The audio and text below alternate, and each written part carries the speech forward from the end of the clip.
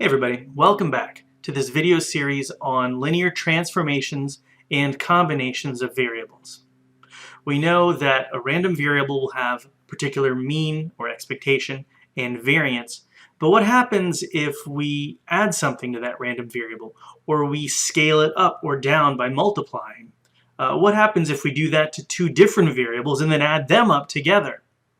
These are things that actually come up a whole lot in statistical practice, and it's really useful to get familiar with the rules for how averages, expectations, and variances work in these kinds of situations.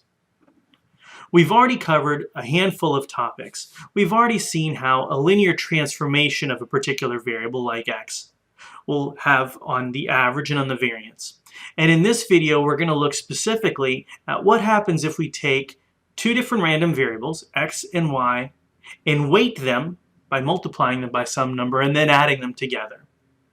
This comes up a lot in, let's say you want to calculate your grade. Your grade in a class is probably a weighted average of two different variables. Maybe your score is 80% on all of your tests and 20% on the final exam. Well, that's 0.8 times a particular variable plus 0.2 times a particular variable.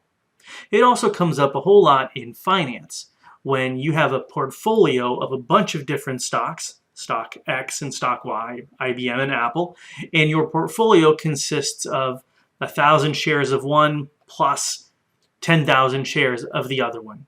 And you want to know what is the expected price or the expected return of those variables. That's what we'll do today. And in the video after that, we'll see, well, how does the variance of your portfolio fluctuate? Like all those stocks going up and down, that's cool, but what happens to your entire portfolio? So it's really useful stuff. Let's see how it all works. The expectations operator is a very nicely behaved operator. We saw before that if you wanted to look at the expectation of, let's say, a plus bx, you could basically work the expectations operator through this entire expression. It would be the expectation of a plus the expectation of bx. And then you could work this guy through as well. Expectation of a plus, and then you can pull out this, this constant, b, the expectation of x. And then since a isn't a random variable, since it's a constant, then its average is just equal to itself. And you would get a plus b, the expectation of x. We'd like to do something similar for this expression right here, which is a weighted average of two different random variables, x and y. Now the punchline is you can work through the expectations operator through this whole thing, applying the expectations operator first to the first term, and then to the second term, and then pulling one of these guys here and pulling the constant out so that you would get a, expectation of x, plus pulling out the b, expectation of y. But that's kind of a shorthand.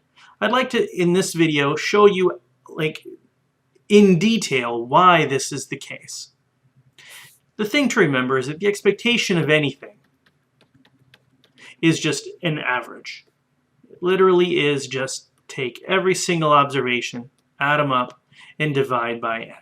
So that's x1, observation 2, observation 3, all the way through your last observation, and then divide by n. So we can just apply this logic to this new and improved random variable. Let's call that, I don't know, let's call that something like z. So what is the expectation of z? Well, that is the expectation of ax plus by, which is just adding up a whole bunch of stuff and then dividing by n. And those things that we're adding is the first observation for z plus the second observation for z, and the third all the way through to our very last one.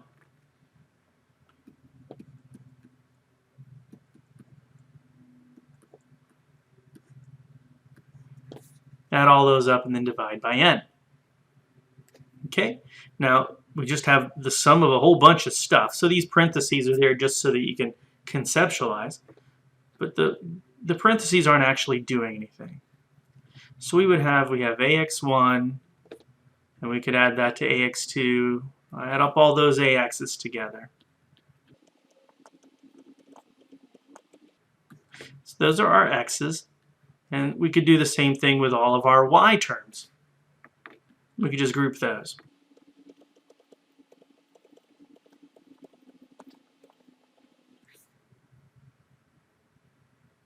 Okay, now we can pull out the A terms from here and the B terms from here.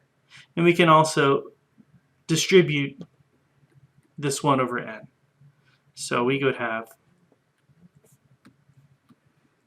our n term, and we can pull out the A. So that's this part here divided by n. And now what about this part divided by n? We'll pull out the B.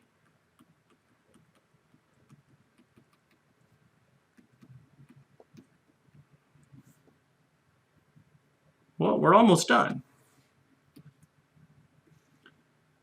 The expectation of our new z variable is equal to a times this funky thing. But what is adding up all the x's and dividing by n?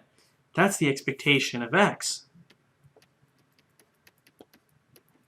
And then we have b times this thing, which is a bunch of y's divided by n. That's the average of y. And so it really is rather straightforward to figure out the average of a weighted sum of random variables. So here's a simple example of how this might work. Let's say that you're a teacher, and you know from experience that students will score on their first midterm, they'll have an average of 60. And on their final exam, you always make it real easy and they score 100. Now the score for the course is going to be some weighted average. So it's going to be 80% from the midterm and then 20% from the final. Now if these random variables, if your midterm score in your final exam are a random variable, you're usually going to get around a 60 and you're usually going to get around 100, then what score should you expect for the entire course? So it's a weighted average and you want to know what the expected value of that is. If we just apply our formula, we should get, well, we can split up the expectation.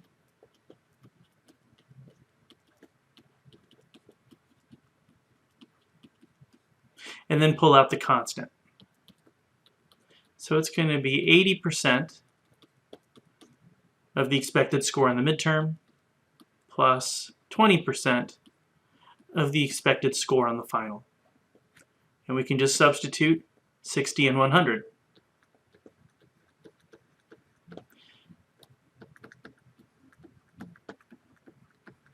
So 80% of 60 is 6 times 8 is 48.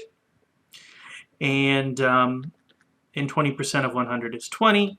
And so we should get 68 as our expected value for the course, which is quite low. And maybe your professor should rethink that. Maybe you should drop the course. So that's kind of how this stuff works. So let's say that you own some stock in company X and some stock in company Y. And the rate of return is 5% for X and 10% for company Y. And you own a bunch of shares in both, but 40% of your portfolio is in company X and 60% is in company Y.